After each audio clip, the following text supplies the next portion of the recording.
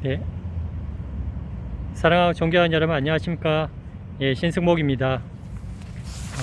오늘 마스크를 좀 벗겠습니다. 잠깐만. 저는 조금 전 약 그렇죠 3시 반, 3시 40분경에 서울중앙지검에 그 21대 총선 관련돼서 사전투표가 조작이다, 그리고 부정선거다라고 명백하고 근거 없는 가짜뉴스 허위사실 유포하면서 사회 혼란과 국론 분열을 일으킨 미래통합당 민경욱에 대해서 1차 고발장을 서울중앙지검에 접수를 했습니다. 여러분께서도 아시다시피 민경욱에 대한 사건은, 범죄 행위는 그 남녀노소, 아마 어린 아이들조차도 이해하기 어려운 상당히 기가 막힌 이해할 수 없는 행동이라 보여지고, 더군다나 민경욱이 그렇죠, 그제 이틀 전에 그 국회에서 기자회견을 통해서 이렇게 본인이 공개한 사전 투표용지라고 공개한 그 구리시에서 분실단, 그 당시 분실됐지만은 단순 분실이 아니라 누군가 의도적으로 계획적으로 선거용 투표용지를 탈취한, 또는 법률 용어로는 절도라고도 표현할 수도 있겠는데, 명백한 그 위법행위인데, 그런 위법행위들을 증거로 갖고 하는데, 상식적으로 쉽게 얘기를 한다 그러면은 누군가 절도한 물건을 갖고 와가지고 그걸 갖고, 절도 자체가 위법행위지 않습니까? 그렇죠? 절도한 행위 자체는 위법행위인데, 그 위법행위에 대한 증거를 가지고 선관위에서 또는 민주당에서 사전투표 조작을 했다, 부정선거를 했다고 그런 주장을 하는 게 너무나 어처구니가 없고, 기가 막힌 사안입니다. 그래서 오늘 민경욱에 대한 앞으로 민경욱이 스스로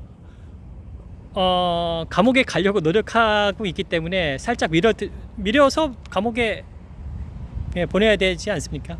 그렇죠? 그렇기 때문에 오늘 민경욱에 대한 1차 고발을 했는데, 공직선거법 제244조 선거사무 관리 관계자나 시설 등에 대한 폭행, 교란죄가 있습니다. 이 조항에는 투표용지 또는 투표지에 대해서 은닉, 손괴, 훼손 또는 탈취한 자는 1년 이상 10년 이하의 징역, 무척 중형에 처합니다. 또는 500만 원 이상 3천만 원 이하 벌금에 처한다. 제가 봤을 때는 이런 사안에 대해서는 민경욱이 현역 국회의원입니다만은 명백하게 근거 없는 허위 사실, 더군다나 본인이 투표용지를 정당하게 취득한 게 아니라 부당하게 불법 또는 탈법을 통해서 투표용지를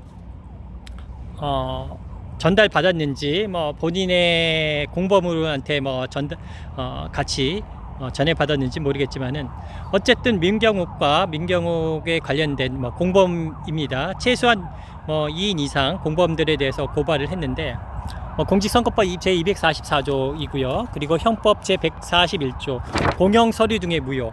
이 공영서류 등의 무효는 작년, 여러분께서도 기억하실지 모르겠지만 2019년 9월 6일인가요? 그때 조국 법무부 장관 인사청문회 당시 전 국민이 생중계로 TV 시청을 하고 있는 상황에서, 그 당시 자유한국당 정진석이 죄송합니다. 정진석이 아니라 자유한국당 춘천의 김진태가 조국 법무부 장관이 그 당시 인사청문회 당시 제출한 가족관계 증명서를 갈기갈기 찢어서 허공에 날려버리는 그런 행위를 한 사실을 여러분께서도 기억하실 겁니다. 그 행위가 명백하게 가족관계 증명서는 공문서이기 때문에 그런 공문서의 효력을 훼손하거나 무효하기 때문에 그 조항이 형법 제141조에 해당되고요. 그리고 또 한 가지 추가로 투표용지를 불법적으로 탈취했기 때문에 이것은 형법 제329조 절도죄에 해당됩니다. 타인의 재물을 절취한 자는 6년 이하의 징역 또는 1천만 원 이하의 벌금에 처한다. 여러분께서도 아시다시피 절도죄는 우리가 흔히 언론을 통해서도 뭐 접했다시피 빵 한 조각, 배고파서 빵 한 조각 또는 뭐 우유 뭐를 훔쳤다고 그래가지고 징역 몇 개월에서 몇 년을 살게 되는 경우가 다수 언론 기사를 통해서 밝혀졌다시피 절도죄도 엄중히 처벌합니다. 그리고 또 한 가지는 그 헌법 제362조 작물의 취득 알선, 작물의 취득, 양도, 운반 또는 보관한 자는 7년의 징역 또는 1,500만 원 이하의 벌금에 처한다. 마찬가지로 투표용지는 공용서류입니다. 그렇기 때문에 개인이 함부로 투표용지를 훼손하거나 투표함에 정당한 투표 행사를, 권리 행사를 하지 않고 본인이 그것을 갖고 가고 싶어서 가져간다고 해서 그것도 안 됩니다. 명백하게 위법행위고요. 민경욱 이와 같은 누군가 구리시 소재에 분실된 그 투표용지를 그 절도 또는 탈취를 해서 민경욱에게 전해준 것으로 보여지는데, 민경욱도 마찬가지로 제 형법 362조 작물의 취득 알선 등 이 혐의에 대해서 자유로울 수가 없습니다. 그래서 오늘 고발한 것은 하나, 두 개, 세 개, 네 개 조항으로 고발했고요. 그리고 내일 이후로 민경욱에 대해서 차근차근 확실히 감옥에 보내드리기 위해서 민경욱에 대한 형법상 직권남용, 본인이 직권을 남용해서 다른 공무원들에 대해서 의무 없는 일을 하게 한 행위. 지금 아시다시피 중앙선관위나 관련 수사기관, 그 재판에 관련 해당 재판부, 법원에 투표용지 보존 신청을 냈기 한 이러한 일련의 행위들이 저는 직권남용으로 있다고 이렇게 판단했고요. 그리고 또 한 가지는 공무집행방해. 형법상 공무집행방해가 성립이 되었고, 그리고 민경욱이 총선 이후에 계속해서 상습적으로 아마 수십 차례 되죠. 온라인을 통해서 또는 여러 가지 기자회견이나 등등 여러 가지 방법을 통해서 일부 사람들한테는 공포나 불안감을 줄 수 있는 이런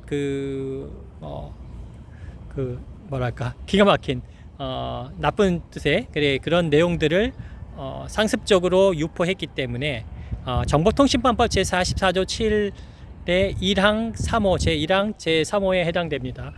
공포심이나 불안감을 유발하는 어떤 문헌이나 부호, 영상 또는 문자, 기타 등등 여러 가지 행위들을 상습적으로 유포한 자는 1년 이하의 징역에 처한다는 그런 조항이 있습니다. 그래서 민경욱에 대한 2차, 3차 고발은 직권남용과 그 다음에 공무집행방해 그리고 정보통신망법 위반으로 향후 고발을 할 계획입니다. 지금 진짜 이런 민경욱 같은 사람이 너무 웃깁니다. 진짜 말씀을 드립니다만은 어떻게 저런 사람이 KBS의 메인 앵커였으며 국민의 대표인 국회의원이었는지 저는 도저히 이해가 안 갑니다. 여러분께서도 저와 같은 생각을 갖고 계실 거라고 보여지는데, 민경욱은 그렇지 않습니까? 최소한 이런 위험한 행위를 하려면은 사실관계를 명확하게 하고, 그리고 철저한 분석을 통해서 본인이 갖고 있는 증거가 위법한 증거인지 정당한 증거인지조차도 확인하지도 않고 그건 상당히 위험한 증거인데도 그거를 본인이 마치 문재인 정부 또는 선관위에서 또는 정부 여당인 민주당에서 선거 사전투표 조작을 하고 부정선거를 한 것이냐, 그렇게 허위사실 유포한 행위가 너무나도 저는 이해할 수가 없습니다. 민경욱은 제가 봤을 때 감옥에 가고 싶어서 안달난 사람입니다. 그렇죠? 그렇기 때문에 이런 사람한테는 당연히 열심히 뒤에서 열심히 밀어가지고 민경욱 씨를 감옥에 보내야지 된다고 저는 생각합니다. 여러분께서도 그렇게 생각하실 거라고 들고 지금 민경욱이 20대 국회 현직, 아직까지는 현역 국회의원이고, 지난 4년 동안의 민경욱의 그 행위를 보면은 너무나도 기가 막힙니다. 그렇지 않습니까? 민경욱에 대한 생각나는 것은 좋은 게 하나도 없습니다.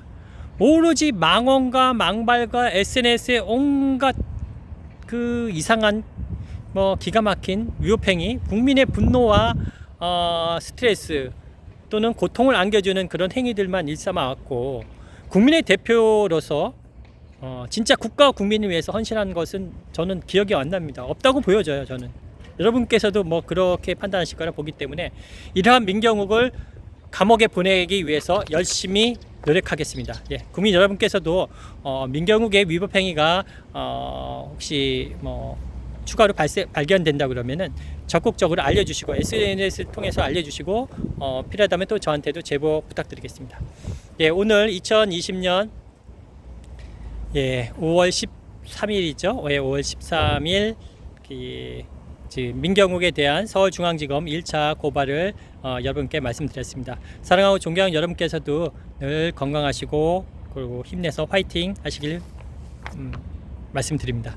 예, 사랑합니다. 고맙습니다. 존경합니다. 저는 방송을 이만 마치겠습니다.